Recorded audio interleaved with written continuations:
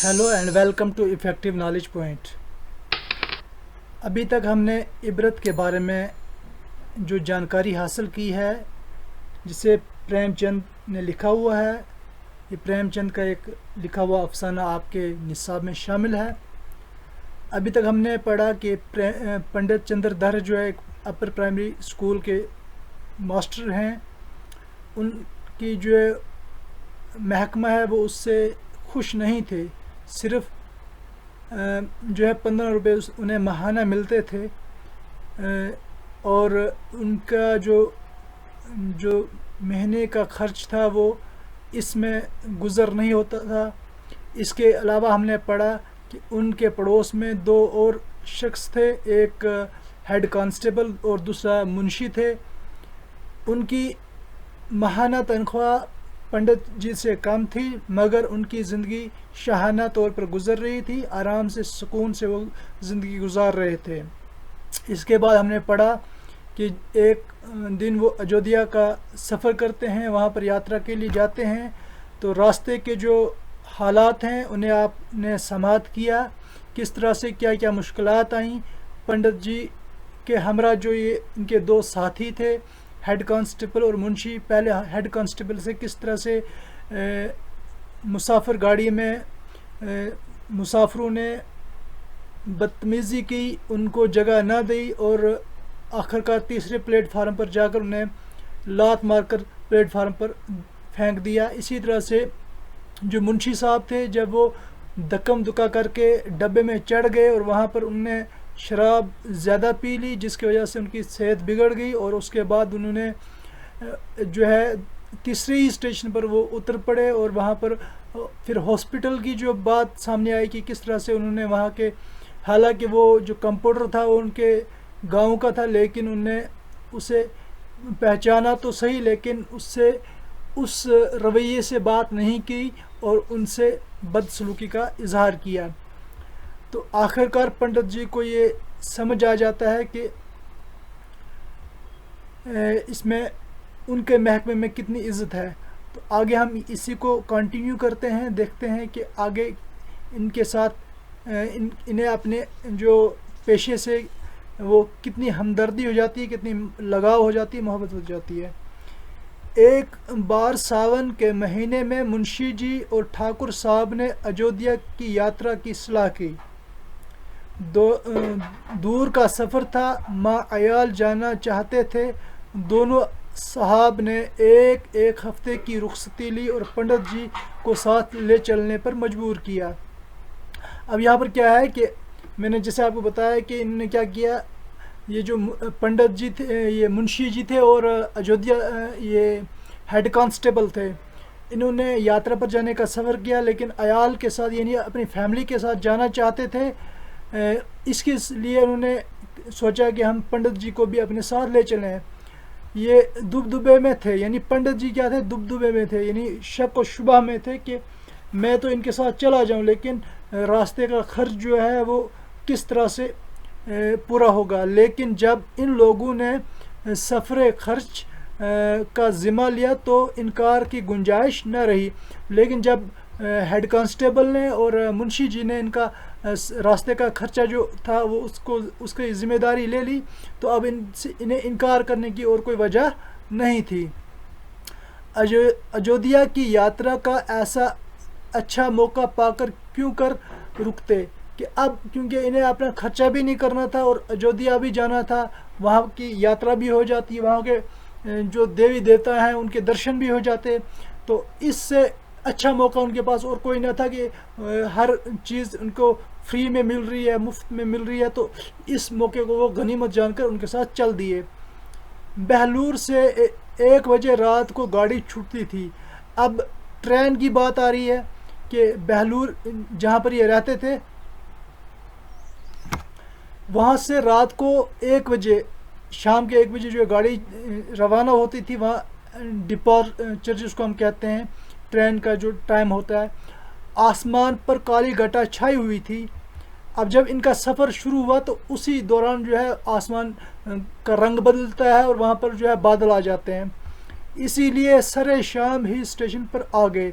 کیونکہ انہیں لگا کہ موسم اب خراب ہو رہا ہے، تو اس لیے گھر سے بہت جلد وہ اسٹیشن کی طرف روانہ ہوئے. جیسے کہ ہم بھی دیکھو، یہ جو آپ کے نصاب میں جتنے بھی افسانے ہیں، ناول ہیں، خاکے ہیں یا داستان ہے، یہ اس لیے شامل کی جاتی ہے کہ یہ آپ کے معاشرے کی، ہمارے معاشرے کی عکاسی کرتی ہے، ہمارے معاشرے کا آئینہ ہمیں دکھاتی ہے کہ ہمارے معاشرے میں کس طرح سے جو ہے کردار اپنا کام کرتے ہیں، کس طرح سے ہمارا معاشرہ چلتا ہے.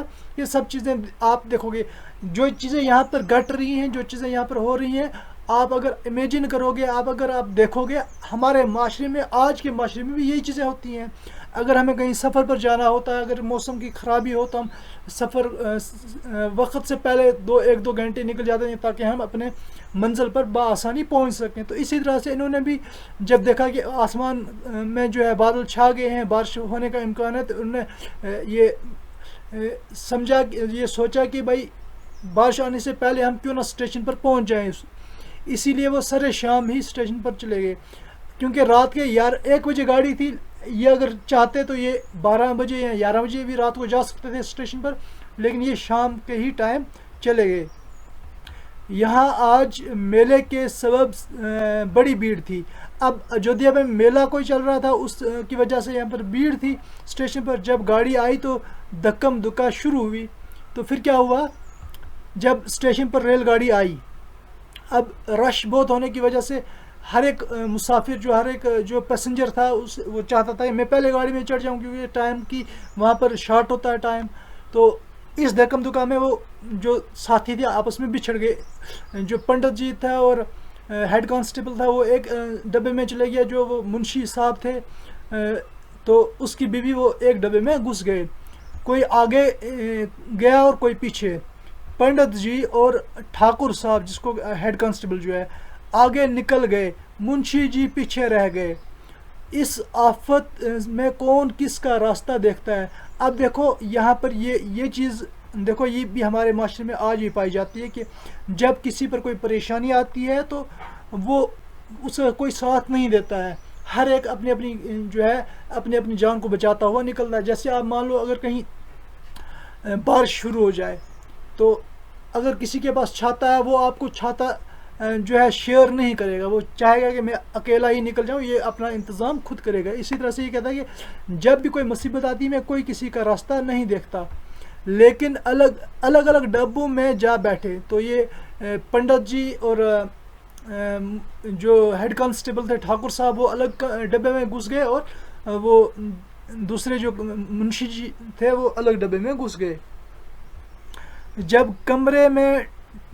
جس کمرے میں یعنی جس ڈبے میں ٹھاکر صاحب اور پنڈت جی گھسے، اس میں صرف 4 آدمی تھے، اور اس میں صرف 4 آدمی تھے ڈبے میں.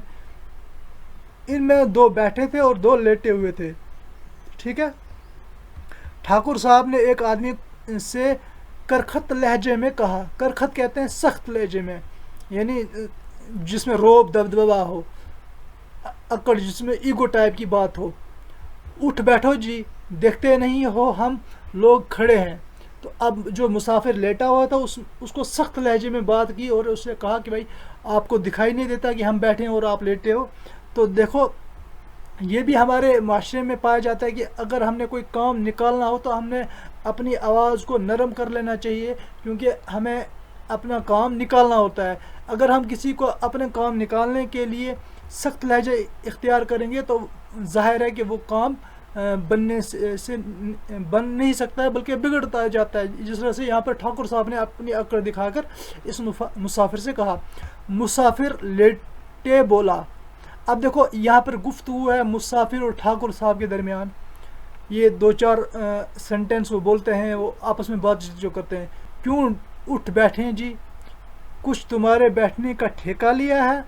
اب دیکھو جب اس نے بدتمیزی سے اس سے بات کی تو آگے سے جو مسافر تھا اس نے بھی بدتمیزی شروع کر دی. ٹھاکر نے اب کیا کہا، کیا ہم نے کرایہ نہیں دیا ہے؟ کیا ہم نے کرایہ نہیں دیا ہے؟ مسافر پھر بولا، جسے کرایہ دیا ہو اسے جا کر جگہ مانگو. ٹھیک ہے. ٹھاکر پھر کہتا ہے، ذرا ہوش سے بات کرو، اس ڈبے میں 10 آدمیوں کے بیٹھنے کا حکم ہے.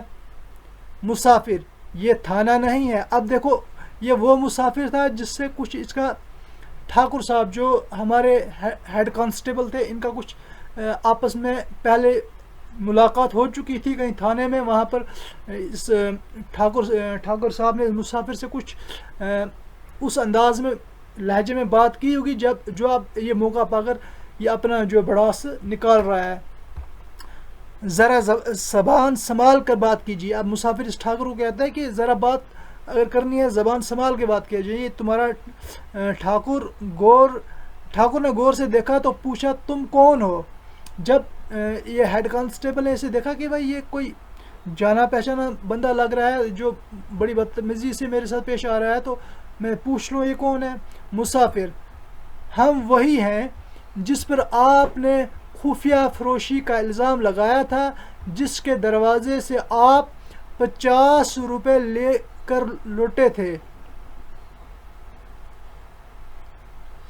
تو یہاں پر اب مسافر اس کو اپنا جو ہے انٹروڈکشن کراتا ہے, پرچے کراتا ہے, متعارف کراتا ہے کہ میں وہی شخص ہوں جس پر آپ نے خفیہ فروشی کہتے ہیں چھپا کر کچھ چیز بیچنا, جس کو ہم چوری کا سامان کہتے ہیں, کہ آپ نے مجھے چوری کے سامان کے الزام میں گرفتار کیا تھا اور مجھ سے 50 روپے جو ہے رشوت لی تھی, پھر مجھے چھوڑا تھا. ٹھاکر ہاں میں اب پہچانا, ہاں اب میں جو ہے آپ کو پہچان گیا, مگر میں نے تو رعایت کی تھی, اگر چالان کر دیتا تو تم سزا یاب ہو جاتے. تو اب یہ ٹھاکر اس کو کہتا ہے کہ میں نے تو اس وقت آپ سے رعایت کی تھی, یعنی نرمی برتی تھی, آپ پر ترس کھا کر آپ کو چالان سے بچا دیا تھا اور تھوڑے سے پیسے لے کر آپ کو رفو چکر کیا تھا, آپ کو سزا نہیں ہوئی تھی. اگر میں چالان کر دیتا آپ کو شاید جیل وغیرہ بھی ہو سکتی تھی. مسافر میں نے بھی تو تمہارے ساتھ رعایت کی ہے, اگر دھکیل دیتا تو گاڑی سے نیچے چلے جاتے. اب یہاں پر مسافر بھی کہتا ہے کہ میں نے بھی تم سے رعایت کی ہے, نرمی برتی ہے, آپ سے آرام سے بات کی ہے, اگر میں غصے میں آپ کو دھکا دے دیتا آپ گاڑی سے نیچے گر جاتے. دوسرے لیٹے ہوئے مسافر زور سے کہکا مار کر ہنسا اور بولا. جو اس کے ساتھ دوسرا بندہ لیٹا ہوا تھا وہ بھی اب کہکا کہتے ہیں ٹھاٹھے مار کر ہنسنا, زور زور سے ہنسنا, اور بولا کیوں جناب دروغہ جی. دروغہ کہتے ہیں انسپیکٹر وغیرہ جو بھی کسی تھانے کا انچارج ہوتا ہے. مجھے کیوں نہیں اٹھاتے. ٹھاکر صاحب غصے سے لال ہو رہے تھے. اب غصے سے لال ہونے کا مطلب ہوتا ہے بہت زیادہ غصہ آنا. یہ غصے سے لال ہونا یہ ایک محاورہ ہے. مگر اس وقت برے پھنسے تھے, حالانکہ وہ مضبوط آدمی تھے, لیکن وہ دونوں بھی قوی ہیکل تھے. قوی ہیکل کہتے ہیں طاقتور جسم, جو جسم سے ٹھیک ٹھاک ہو, یعنی کیا کہتے ہیں اس کو, بھاری بھرکم جسم, جو موٹے تازے ہٹے کٹے جس کو ہم اپنی زبان میں کہتے ہیں.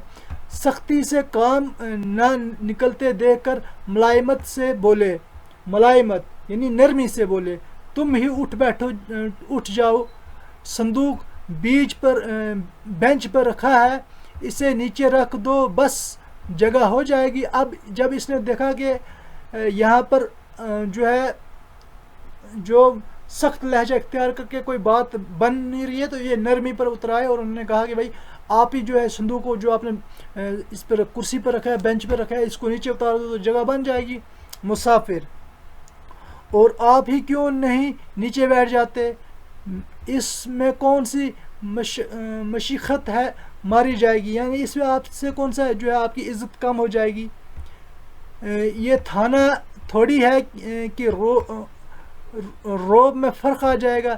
یہ آپ کا تھانہ تھوڑی ہے, یہ آپ کا پولیس اسٹیشن تھوڑی ہے کہ یہاں پر آپ کی جو ہے روب دبدبے میں جو ہے فرق آ جائے گا, آپ کے جو ہے سٹار میں کوئی کمی آ جائے گی.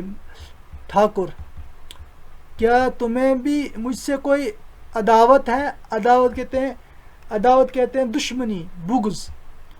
میں نے تمہاری صورت بھی نہیں دیکھی. اب یہاں پر یہ کہتا ہے کہ تمہیں مجھ سے کیا لینا دینا ہے, میں نے تو تمہیں کبھی دیکھا ہی نہیں ہے. مسافر آپ نے میری صورت نہیں دیکھی ہوگی, لیکن آپ کے ڈنڈے نے تو دیکھی ہے. اب یہاں پر بیچارہ کہیں میلے میں تھا, وہاں پر اس کو ڈنڈے اس نے ہیڈ کانسٹیبل نے بھی مار دیے ہوئے ہیں. اسی میلے میں آپ نے مجھے کئی ڈنڈے رسید کیے ہیں.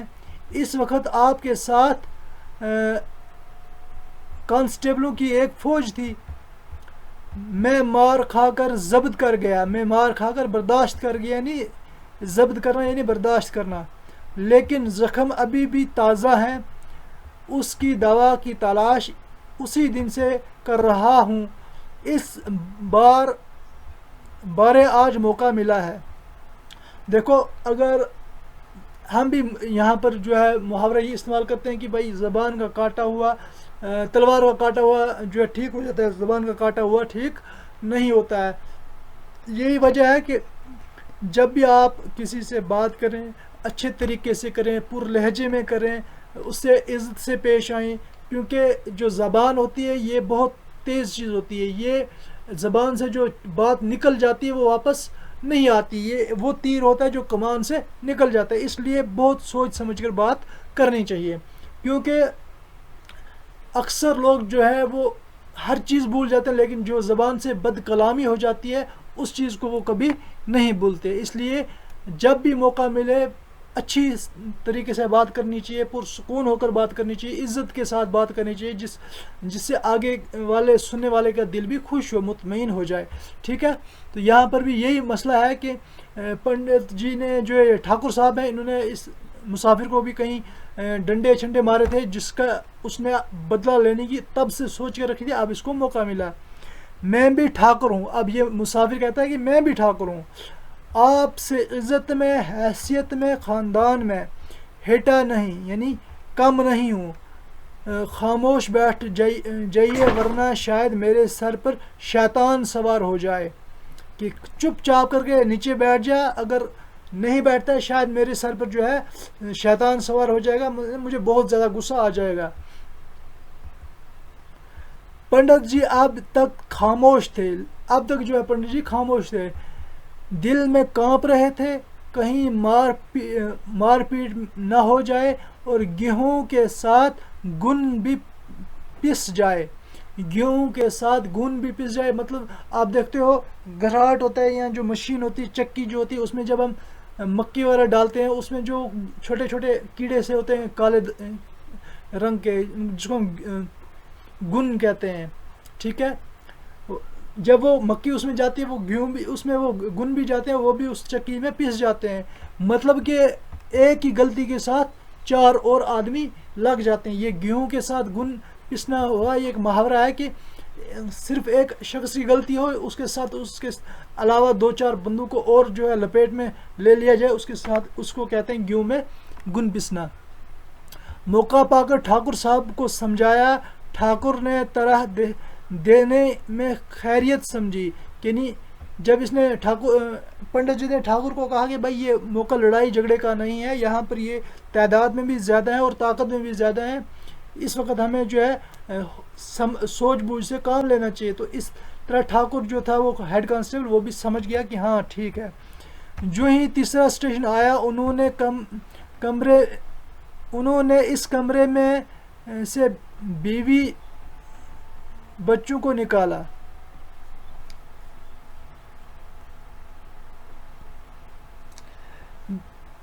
ان دونوں شیطانوں نے ان کے اسباب اٹھا کر پھینک دیے. جب ٹھاکر صاحب گاڑی سے اترنے لگے تو انہیں ایسا دھکا دیا کہ بیچارے اوندے منہ پلیٹ فارم پر گر پڑے. اوندے منہ کہتے ہیں الٹے منہ کے بل. ٹھیک ہے، منہ جو ہے ان کا پلیٹ فارم پر لگ گیا.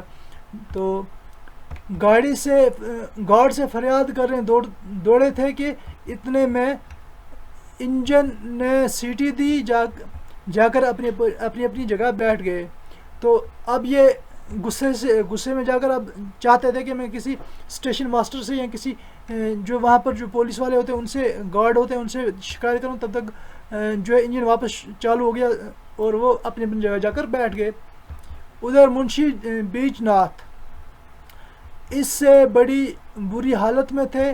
ساری رات جاگتے گزر گئی، ذرا پیر پھیلانے کی بھی جگہ نہ تھی. اب یہاں پر تو ان کے پاس ایک ہی ڈبے میں صرف 2-4 آدمی تھے، لیکن جہاں پر منشی بیچ ناتھ تھے وہاں پر بہت زیادہ رش تھا، اور وہاں اس ڈبے میں بیٹھنے کی تو دور کی بات ہے، پیر رکھنے کی جگہ نہ تھی۔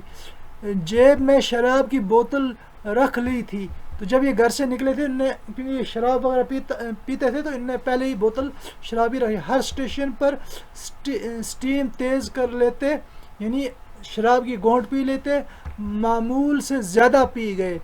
ایک تو شراب کا نشہ، اس جگہ کی تنگی، ہاضمے میں فطور پڑ گیا۔ تو اب کیا ہوا کہ ایک تو انہوں نے شراب زیادہ پی لی، دوسرا اس ڈبے میں رش بہت تھا، تو اس کی وجہ سے وہاں پر گم ہو گئی ہوگی، گھٹن ہو گئی ہوگی، جس میں ان کے ہاضمے میں بھی فطور، یعنی ان کا ہاضمہ بھی خراب ہو گیا، پیٹ میں درد ہونے لگا۔ بیچارے بڑی مشکل سے میں پھنسے، کہیں ہلنے کی جگہ نہ تھی۔ اسہال کے آثار نظر آنے لگے۔ اسہال کہتے ہیں دست، ٹھیک ہے، یعنی انہیں جو ہے ان کے آنکھوں میں موت کا ڈر جو ہے، خوف دکھائی۔ لکھنؤ تک انہوں نے کسی طرح ضبط کیا، لکھنؤ تک انہوں نے کسی طرح جو ہے وہ صبر کیا، برداشت کیا، مگر وہ آگے چل کر یارائے ضبط نہ رہا۔ یارائے ضبط کے برداشت کی طاقت، یعنی اب آگے جب لکھنؤ سے گزر گئے تو اس کے آگے ان کو جو ہے وہ برداشت کرنے جو مادہ تھا وہ ختم ہو گیا، اب برداشت نہیں ہو پایا تھا۔ ایک اسٹیشن پر اتر پڑے، کھڑے نہ ہو سکتے تھے، پلیٹ فارم پر لیٹ گئے۔ اب ایک اسٹیشن آگے آیا، اس پر اتر گئے، وہاں پر وہ کھڑے نہیں ہو سکتے، ان کی حالت بہت خراب تھی اور یہ لیٹ گئی۔ بیوی بھی گھبرا کر اتری، کھینچا کر اسباب اتارا، جلدی میں ٹرنک اتارنا بھی بھول گئی۔ اب مصیبت اتنی تھی کہ ایک طرف تو منشی جی جو تھے وہ اسٹیشن پر لیٹے ہوئے تھے، دوسری طرف بچے تھے، اب سامان اتارا تھا، بڑی مشکل سے کھینچا کر کچھ سامان اتارا، ایک ٹرنک جو تھا، ایک صندوق جو تھا وہ وہاں رہ گیا۔ داروغہ جی نے زمین پر لیٹے ہوئے دیکھے تو حضرت تو سمجھ گئے کہ حضرت زیادتی کر گئے۔ تو جب دوسرے ڈبے سے داروغہ جی جو ٹھاکر صاحب تھے انہوں نے دیکھا تو انہیں سمجھ آ گئی کہ بھائی اس نے زیادہ شراب پی لی ہے، مروت نے اترنے پر مجبور کیا۔ مروت انسانیت، کیونکہ وہ آپس میں دوست یار تھے تو اس لیے انسانیت کا جو ہے وہ پاس، یعنی ان سے پیار محبت کی وجہ سے یا پڑوسی ہونے کی وجہ سے وہ ان کے ساتھ تھے تو اتر گئے، مجبور ہو گئے۔ سب نے یہاں پر پڑاؤ ڈال دیا، دیکھا تو منشی جی کی حالت ابتر ہے، خراب ہے، بخار، تشنج، پیٹ میں مروڑ، کہہ کے دست، بڑی تشویش ہوئی۔ اب انہیں کبھی بخار تھا اور کبھی کیا تھا، جو رگوں میں جو ہے رگوں کا کھینچنا، جس میں بل توڑ یا کچھ بھی کہتے ہیں، جو رگیں جو کھنچ جاتی ہیں، تشنش، اس کے پیٹ میں مروڑ تھے، کہہ کے دست وغیرہ، وہ سب بیماریاں بہت ساری ان کو لگ گئی تھی۔ تو دیکھا کہ ان کی جو حالت خراب ہے، بڑی تشویش ہوئی، بڑی جو ہے پریشانی ہوئی، پریشان ہوئے، تشویش ہوئی۔ اسٹیشن ماسٹر نے سمجھا کہ ہیضہ ہو گیا، یعنی ان کو الٹیاں، ہیضہ کہتے ہیں الٹی وغیرہ، بد ہضمی ہونا ہے۔ حکم دیا کہ مریض کو باہر نکال لے جاؤ۔ داروغہ جی نے بڑی ہر چند منت سماعت کی، مگر انہوں نے ایک نہ سنی۔ مجبوراً لوگ منشی جی کو اسٹیشن کے احاطے سے باہر ایک درخت کے نیچے لے گئے۔ منشیائن رونے لگی۔ اب حکیم صاحب اور ڈاکٹر صاحب کی تلاش ہوئی۔ منشیائن یعنی منشی کی جو بیوی تھی۔ وہاں ڈسٹرکٹ بورڈ کا ایک شفا خانہ تھا، مگر ڈاکٹر کا کام کمپاؤنڈر سے لیا جاتا۔ اب دیکھو یہاں پر بھی جو ہے ہمارے معاشرے کی عکاسی ہوئی ہے، ہمارے معاشرے میں جو چیزیں ہو رہی ہیں وہ بھی ہو رہا ہے۔ آپ نے دیکھا ہوگا جہاں پر بھی ہم ہاسپٹل وغیرہ، اب یہاں کیونکہ ذکر ہاسپٹل کا ہے تو ہم بھی ہاسپٹل کی اگر مثال لے لیں، ہمارے ضلع میں، ہمارے ڈسٹرکٹ میں، سب ڈسٹرکٹ میں، تحصیل میں جہاں بھی ہاسپٹل ہیں، ہاسپٹل تو ہے، اسٹرکچر تو ہے، بڑی عالیشان بلڈنگ ہے، لیکن وہاں ڈاکٹر نہیں ہوتے ہیں. بس بیچارے وہ نرسیں یا کمپاؤنڈر وغیرہ وہی انجیکشن بھر کے لگاتے رہتے ہیں. بس جو بیچارے غریب عوام ہوتی ہے وہ سمجھتے ہیں بس یہی جو ہے یہی ڈاکٹر ہیں، یہی MBBS کیے بیٹھے ہیں. حالانکہ وہ بیچارے صرف نرسز ہوتی ہیں اور جو ہے کمپاؤنڈر ہوتے ہیں جن کا صرف یہ کام ہوتا ہے کہ وہ ڈاکٹر کو اسسٹ کرتے ہیں، ڈاکٹر کی تھوڑی بہت مدد کرتے ہیں. کبھی کینچی اٹھا دی، کبھی انجیکشن دے دیا، کبھی باٹل دے دی، کبھی دوائی جو ہے وہ اس طرح سے. لیکن یہاں پر وہ کمپاؤنڈر یا نرسیں بہت بڑے بڑے ڈاکٹر بن کر بیٹھے جاتے ہیں، کیونکہ وہاں پر جو اصل ڈاکٹر ہوتا ہے وہ کبھی اپنی جو ہے اس پر ڈسپنسری پر یا اپنے شفا خانے پر کبھی ہوتا ہی نہیں ہے، وہ کہیں اور ہی پرائیویٹ میں کام کر رہا ہوتا ہے. اسٹیشن کی ملازمین سے معلوم ہوا کہ ڈاکٹر صاحب بھی بہلور کے رہنے والے ہیں. اب یہاں پر باتوں باتوں میں یہ معلوم ہوا کہ جو یہاں پر جو کمپاؤنڈر ہیں، جو ڈاکٹر صاحب ہیں، وہ بھی بہلور کے ہیں.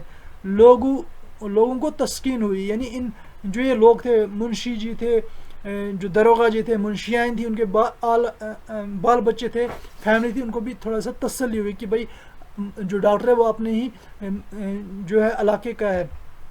داروغہ جی شفا خانے کی طرف دوڑے، کمپاؤنڈر سے ساری کیفیت بیان کی، یعنی ساری باتیں بتا دی اور کہا کہ آپ ذرا چل کر انہیں دیکھ لیجئے. ان کا نام چوکھے لال تھا. رکھائی سے بولے صبح کے وقت باہر جانے کا حکم نہیں ہے. اب وہ بھی اپنے اس لہجے میں آ گئے کہ بھائی یہ بھی شاید انہوں نے کہا کہ بھائی مجھے باہر جانے کا حکم نہیں ہے، ابھی صبح یہاں پر بہت زیادہ کام ہوتا ہے. پھر داروغہ جی نے تو منشی جی کو یہیں لائیں، تو داروغہ جی نے کہا کہ پھر کیا کریں، منشی کو یہیں لائیں. چوکھے لال پھر بولا آپ کا جی چاہے لائیے، اگر آپ کی مرضی ہے تو لائیے، ورنہ مجھے کیا ہے، لاؤ یا نہ لاؤ. ٹھاکر صاحب نے دوڑ دھوپ کر کے ایک ڈولی کا بندوبست کیا، منشی جی کو لاد کر شفا خانے لایا. جو ہی برآمدے میں قدم رکھا، چوکھے لال نے ڈانٹ کر کہا ڈولی نیچے رکھو، ہیضے کے مریض کو اوپر لانے کا حکم نہیں ہے. یعنی ہیضے والا مرض وہ ہوتا ہے جو جسے الٹیاں وغیرہ لگی ہوں، جو بد ہضمی کا شکار ہو.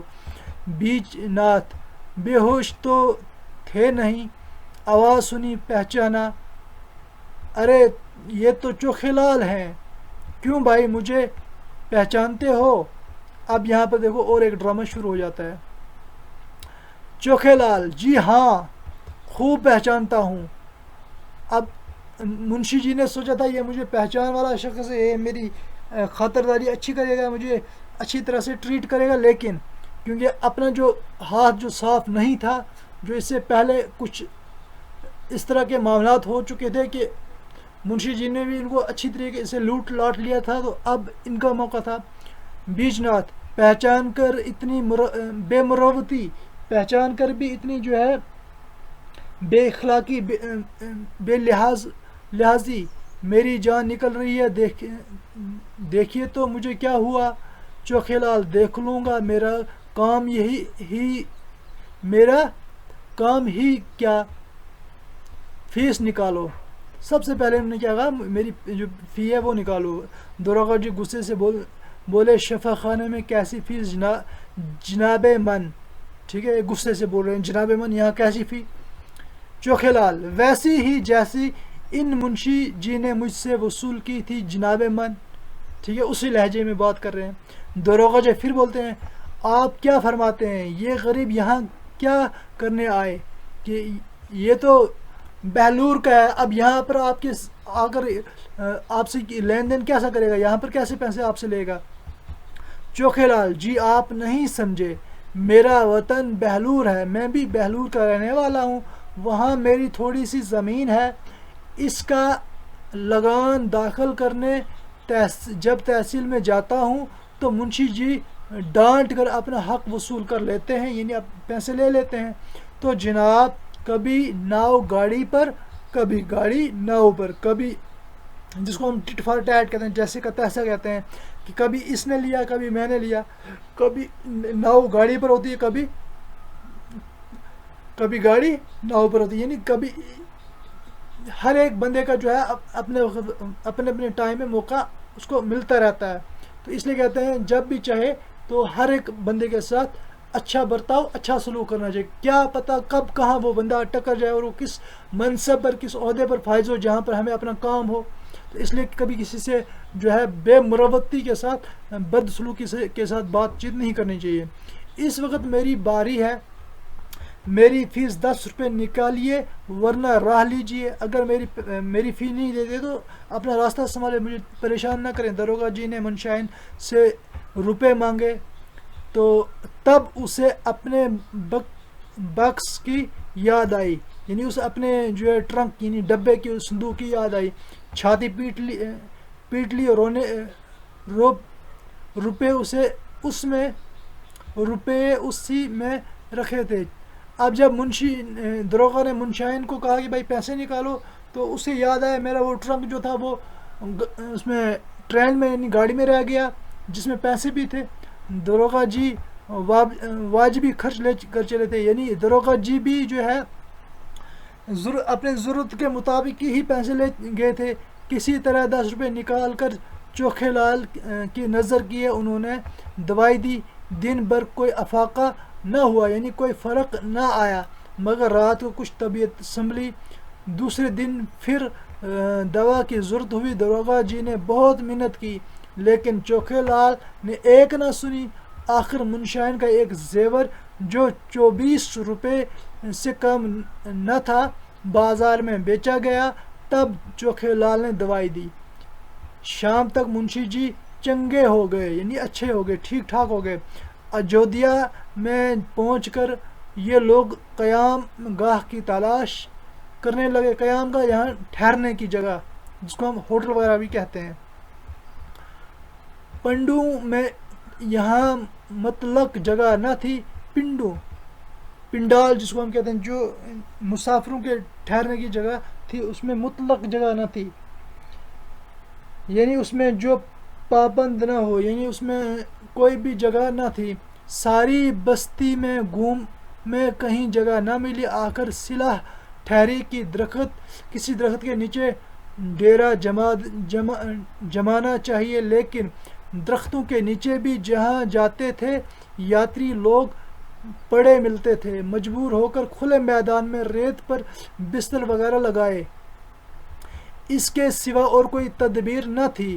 لیکن لیٹنے بھی نہ پائے تھے کہ بادل گر آئے یعنی بارش شروع. موسلا دھار پانی برسنے لگا, بجلی کوندنے لگی. گرج سن کر لڑکے چیخنے لگے, عورتوں کا کلیجہ کانپنے لگا. کسی جائے پناہ کی تلاش ہوئی. تینوں آدمی ادھر ادھر مجبور نگاہوں سے دیکھتے تھے. پنڈت جی, اس کے بعد منشی جی اور ٹھاکر صاحب یہ آگے پیچھے دیکھنے لگے تاریکی یعنی رات کے اندھیرے میں کچھ نہ سوجتا. بیچارے پچھتا رہے تھے کہ ناحق آئے, نہ جانے کیا ہونے والا ہے. اب یہ یہاں پر آ کر پچھتانے لگے کہ بھائی ایسے ہی ہم آ گئے, پتہ نہیں اب یہاں کیا ہوگا, کیا مصیبت ہوگی. یہاں پر جو ہے ہر ایک شخص کو اس چیز کا خیال رکھنا چاہیے جب بھی وہ کہیں کوئی سفر کرتا ہے کہ وہ اسباب سفر جتنی بھی چیزیں ہیں وہ پوری تیاری کے ساتھ ہے. کیونکہ سفر جب ہم کرتے ہیں ہمیں معلوم نہیں ہوتے کب کیا مسئلہ ہو جائے, کب بارش آئے گی, کب موسم خراب ہو. کیونکہ اکثر جو ہے موسم کا رد و بدل چلتا ہی رہتا ہے, یا کب کیا مسئلہ ہو جائے, اس لیے ہر طرح سے تیاری کر کے جانا چاہیے. اس چیز کو بھی یہاں پر درشایا گیا ہے. دفتن ایک آدمی لالٹین کی لیے ندی کی طرف سے آتا نظر آیا. وہ قریب پہنچا تو پنڈت جی جو ماسٹر جی ہیں جو کسی مدرس میں پڑھاتے تھے اس کے پاس جا کر بولے, کیوں بھائی صاحب یہاں کہیں مسافروں کے ٹھہرنے کی جگہ نہیں ملے گی. تو اب جو یہ پنڈت جی تھے جو مدرس تھے انہوں نے دیکھا کہ ایک بندہ آ رہا ہے لالٹین لے کے رات کے اندھیرے میں. وہ اس کے پاس چلے جاتے ہیں, ان سے کہتے ہیں کہ بھائی ہم یہاں پر کوئی جگہ تو نہیں ملے گی ٹھہرنے کے لیے. وہ آدمی رک گیا, غور سے پنڈت جی کی طرف دیکھ کر بولا, آپ پنڈت چندردھر تو نہیں؟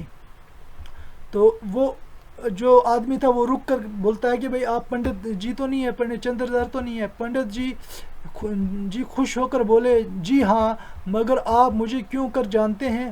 اس آدمی نے ادب سے منشی یا منشی نہیں ہے، یہ اصل میں مسٹیک ہو جاتی ہے ٹائپنگ میں، آپ کی کتاب میں بھی مسٹیک ہے، تو یہاں پر منشی جی نہیں ہے، پنڈت جی ہے، کہ پیروں پر سر جھکایا اور بولا میں آپ کا پرانا شاگرد ہوں، میرا نام کرپا شنکر ہے، میرے والد کچھ دنوں بلہور میں ڈاک منشی تھے۔ اب یہ چیزیں یاد رکھنے ہیں آپ نے، ڈاک منشی تھے، انہی دنوں میں آپ کی خدمت میں رہا ہوں کہ جب میرے والد جو ڈاک منشی تھے وہ بہلور میں ان کی پوسٹنگ ہوئی تو وہاں پر میں نے آپ سے کچھ دنوں جو ہے پڑھا تھا۔ پنڈت جی کو بھی فوراً یاد آ گئی، بولے اہو تم کرپا شنکر ہو، اس وقت تم دبلے پتلے لڑکے کوئی 8-9 سال کے ہوں گے۔ تو اب یہ ان کے میں بات چیت ہوگی۔ کرپا شنکر جی ہاں 9واں سال تھا، میں نے وہاں سے آ کر انگریزی پڑھی، اب یہاں میونسپلٹی میں نوکر ہوں، یعنی ملازمت کرتا ہوں، کہیے آپ تو اچھی طرح رہیے، بڑی خوش نصیبی سے آپ کے درشن ہو گئے، کیا آپ کے بال بچے ساتھ ہیں؟ پنڈت جی نہیں، میں تو اکیلا ہی ہوں، لیکن میرے ساتھ داروغہ جی اور سیاہ نویس یعنی وہ منشی جی صاحب بال بچوں کے ساتھ ہیں۔ کرپا شنکر کل کتنے آدمی ہوں گے؟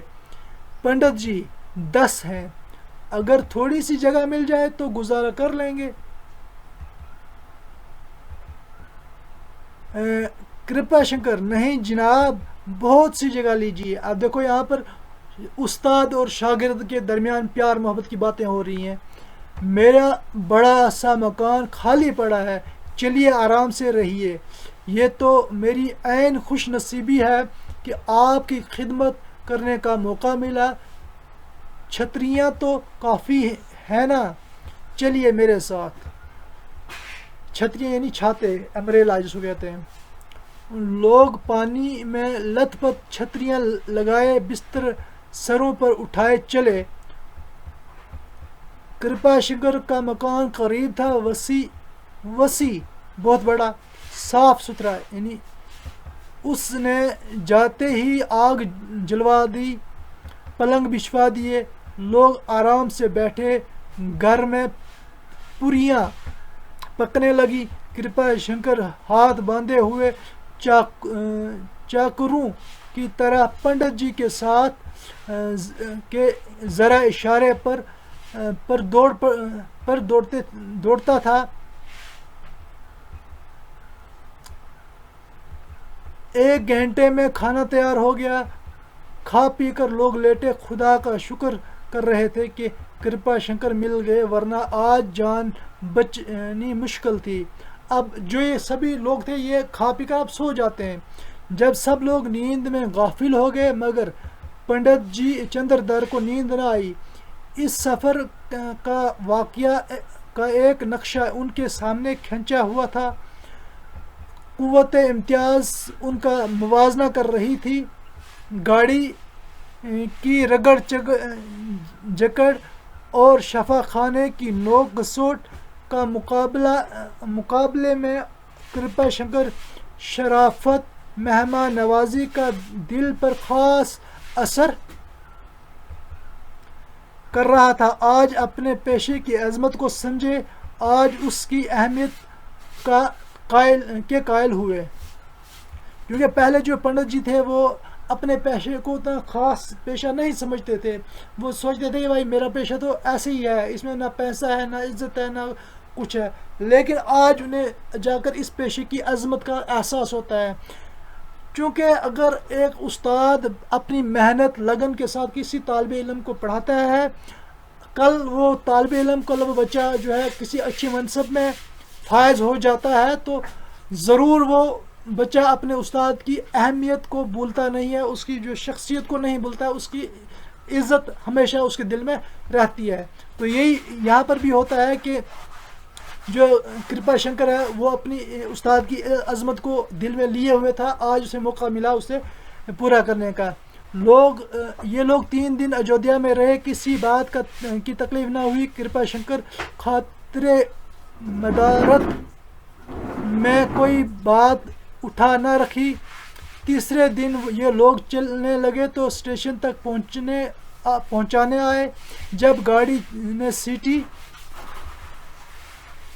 دی تو اس نے آنکھوں میں آنسو بھرے ہوئے پنڈت جی کے قدم چھوئے اور کہا کبھی کبھی مجھے یاد کیجیا کریں۔ پنڈت جی گھر پہنچے تو ان کے مزاج میں تغیر ہو گیا تھا، یعنی ان کا مزاج، ان کا جو دماغ تھا اس میں چینجنگ آ چکی تھی۔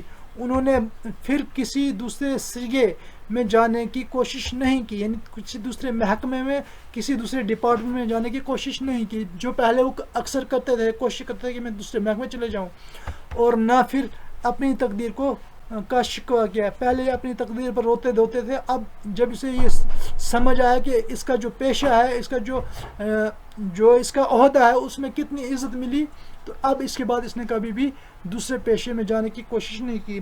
اس تمام سے یہ ہمیں ایک عبرت، اس لیے اس کا نام ہے کہ ہمیں اس سے عبرت حاصل ہوتی ہے کہ بھائی صرف پیسہ ہی ہر چیز نہیں ہوتی زندگی میں، صرف پیسہ ہی نہیں ہوتا کسی کام کا ہوتا ہے، ہمیں عزت بھی ملنی چاہیے جو اس پنڈت جی کو ملی۔